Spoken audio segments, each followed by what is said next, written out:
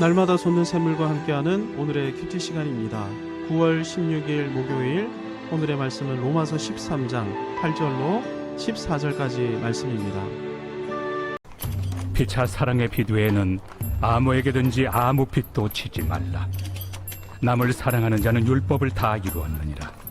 간음하지 말라, 살인하지 말라, 도둑질하지 말라, 탐내지 말라 한 것과 그 외에 다른 계명이 있을지라도 내 이웃을 내 자신과 같이 사랑하라 하신 그 말씀 가운데 다 들었느니라.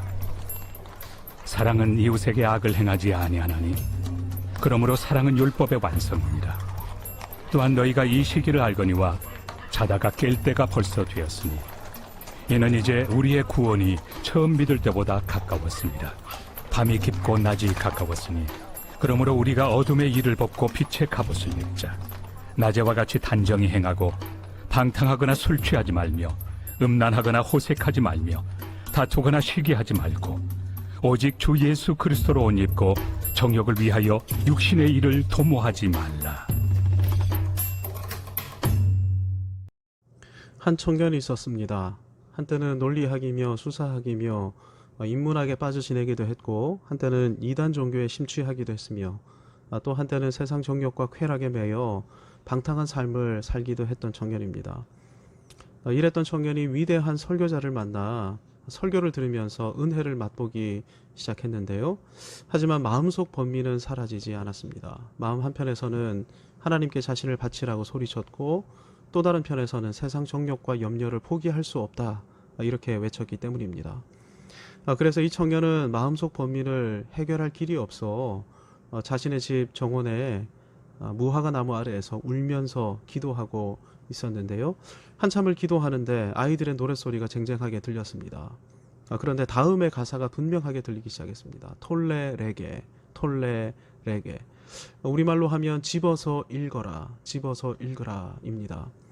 이 청년에게 이 노랫말은 성경을 들고 읽어라는 하나님의 음성으로 들렸습니다. 그래서 성경이 있는 곳으로 달려가 곧바로 성경을 펴서 읽었는데, 그 말씀이 오늘 본문인 로마서 13장 13절로 14절입니다. 낮에와 같이 단정히 행하고 방탕하거나 술 취하지 말며 음란하거나 호색하지 말며 다투거나 시기하지 말고 오직 주 예수 그리스도로 옷 입고 정욕을 위하여 육신의 일을 도모하지 말라. 육신의 정욕을 포기할 수 없어 번민에 사로잡혀 있던 이 청년에게 이 말씀은 너무나도 분명한 주님의 음성이었습니다. 방탕하지 말아라. 그리스도로 옷 입고 정욕을 도모하지 말아라.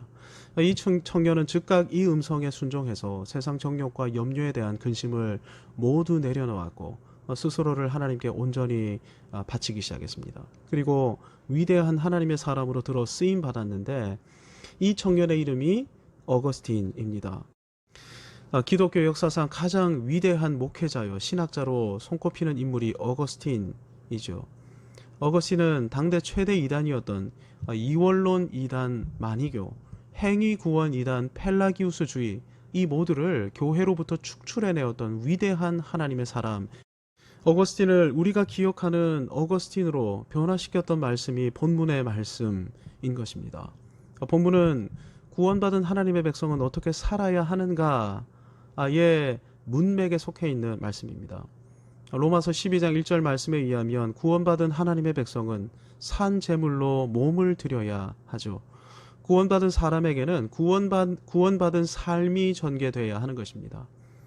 하나님은 단지 우리를 천국으로 인도하시려고 구원하신 것이 아니라 이 땅에서 하나님의 이름과 나라와 뜻을 드러내시려고 구원하셨습니다. 따라서 구원받은 사람이라면 구원에 합당한 삶이 전개돼야 마땅한 것입니다.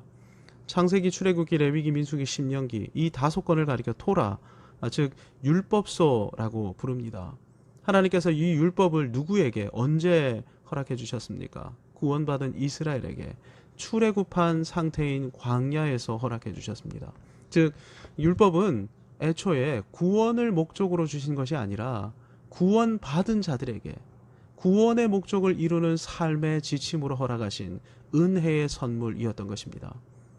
율법을 구원을 이루기 위한 목적으로 사용하는 것은 애초에 율법을 주신 용도에 걸맞지 않은 것입니다. 이미 은혜로 구원받은 자들에게 주신 은혜에 걸맞는 삶에 관한 지침이 율법이기 때문입니다. 그래서 바울은 구원받은 사람이라면 하나님께 자신의 몸을 드려야 한다 이렇게 전제한 다음 본문에서 몸을 사용해 율법을 이루어야 한다 이렇게 말하고 있는 것입니다. 그런데 여기서 주의해야 할 것이 있습니다. 율법을 문자적으로만 지켜서는 안 된다는 것입니다.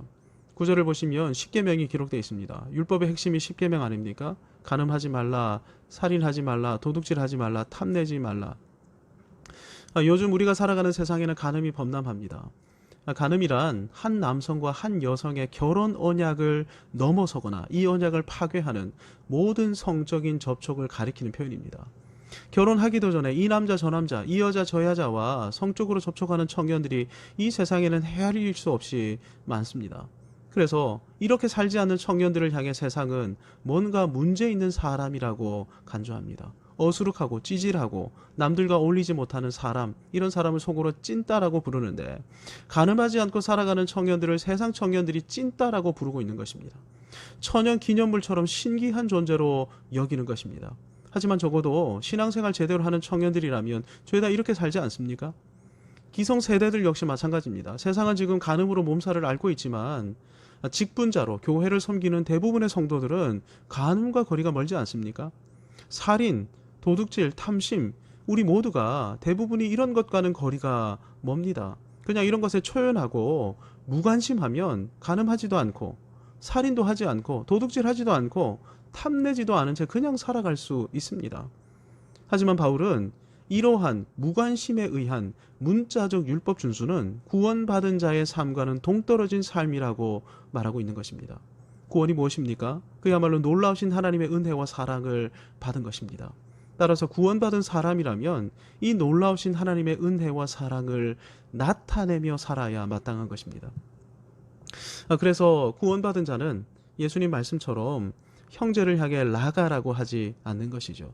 라가라는 말은 인격을 모욕하면서 혼내는 말입니다. 인격적 모욕, 즉 인격적 살인도 살인이라는 것인데 구원받은 사람은 인격 모독, 인격적인 살인을 할 수가 없는 것입니다.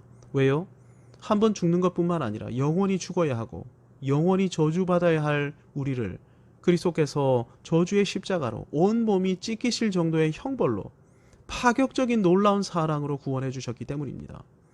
그러니 화요일 말씀처럼 심지어 원수를 할지라도 우리는 보복하지 않고 오히려 사랑으로 섬기는 것입니다.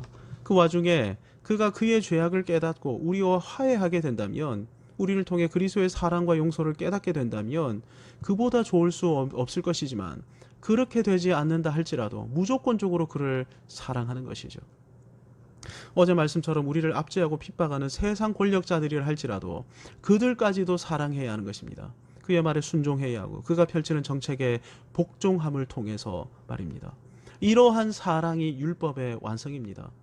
율법이 뭐라고 했습니까? 구원의 은혜를 받은 자들이 나타내야 하는 은혜에 걸맞는 삶에 관한 지침이라고 했습니다. 한마디로 말하면 하나님의 파격적인 사랑과 용서를 나타내는 것이 율법의 목적인 것이죠. 그러니 사랑은 율법의 완성인 것입니다. 사랑하지 않고 하는 율법주의적 율법 행위는 실제로는 반율법적 행위인 것입니다. 11절 이하에서 바울은 구원받은 사람이라면 시대적인 긴박성을 인식해야 한다고 말하고 있습니다. 11절에서 지금은 자다가 깰 때라고 말하고 있습니다. 안이한 신앙생활은 구원받은 자에게는 어울리지 않는 것이라는 것입니다. 이유가 무엇입니까? 우리의 구원이 처음 믿을 때보다 가까워졌기 때문입니다. 여기서 구원은 최종적인 구원을 가리킵니다. 주님의 재림으로 완성되는 영원하고도 최종적인 구원의 날은 다가올 미래의 언젠가가 될 것입니다. 그런데 이 재림의 날을 기준으로 우리의 시간은 재림으로 더 가까이 나아가고 있는 것인데 구원받은 자는 이 사실을 기억하면서 긴장해야 하는 것입니다. 왜요? 구원은 단순히 천국에 가는 것이 아니라 구원받은 자들을 통해 이 땅 가운데서 하나님의 나라를 이루게 하시려고 하나님의 백성으로 하나님의 자녀로 불러주신 것이기 때문입니다. 불의한 청지기 비유를 생각해 보십시오. 회개할 날이 다가오고 있는 것입니다. 주님께서 우리에게 맡겨두신 것들이 있습니다. 이걸 어떻게 활용했는지를 보시고 얼마나 남겼는지를 보시고 주님의 평가는 엇갈릴 것입니다. 이 악하고 게으른 종아, 혹은 착하고 충성된 종아, 회개의 날이 다가오고 있으니 더욱 긴장해야 마땅한 것입니다. 이 세상에 있는 어둠을 대적해서 물리쳐야 하고 빛의 세상으로 변화시켜 나가야 합니다. 이런 사명을 가진 우리가 어둠에 짓눌려 어둠의 일을 행할 수 있겠습니까? 방탕, 술 취함, 음란, 호색, 다툼, 시기, 이런 것들을 물리쳐야 할 우리라면 우리 스스로에게서 먼저 이 어둠의 것들을 물리쳐야 할 것입니다. 이걸 무엇으로 한다고요? 몸으로 해야 합니다. 정말로 피곤하다면 쉴 줄도 알아야 하지만 우리 몸은 서면 앉고 싶어하고 앉으면 눕고 싶어하고 누우면 자고 싶어하는 몸입니다. 이렇게 퍼질러 있지 않으려면 끊임없이 사명을 기억해야 하는 것이죠. 나를 왜 구원해 주셨는지를 잊지 말아야 하는 것입니다. 이것이 그리스도를 옷 입는 것입니다. 그리스도와 연합하는 것이죠. 저와 여러분은 지금 더욱 영적으로 긴장해야 할 때를 살아가고 있습니다. 우리 교단 목회자들 중에서 시대적으로 온라인 교회를 논의해야 할 때라고 주장하는 분들도 생겨나고 있습니다. 특히 미자립교회 목회자들 중에서는 온라인 교회 하면 월세도 나가지 않고 좋겠다, 긍정적으로 논의해보자, 이런 분들도 생겨나고 있습니다. 여러분, 이렇게 된다면 인터넷 카페나 인터넷 동호회랑 그리고 교회랑 무슨 차이가 있겠습니까? 오늘날 어거스틴 같은 목회자, 신학자가 필요합니다. 깨워서 근신하고 긴장하는 목회자, 그럼에도 불구하고 사랑으로 섬기는 목회자가 필요한 때입니다. 이런 목회자들이 우리 교단 목회자들이 되기를 위해서 우리가 간절히 기도해야 할 것입니다.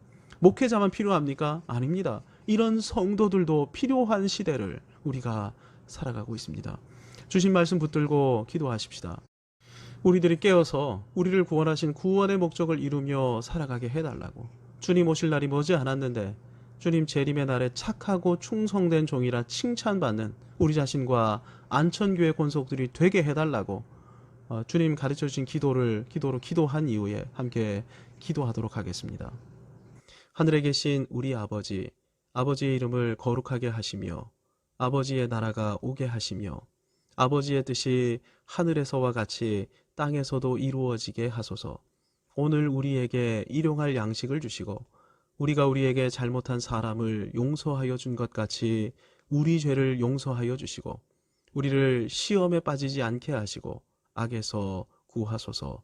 나라와 권능과 영광이 영원히 아버지의 것입니다. 아멘.